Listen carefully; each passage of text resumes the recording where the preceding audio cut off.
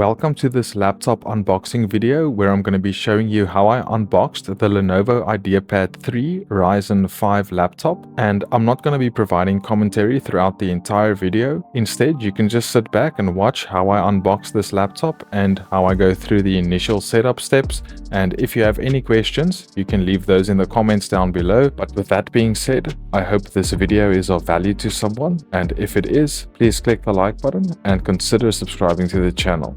Enjoy.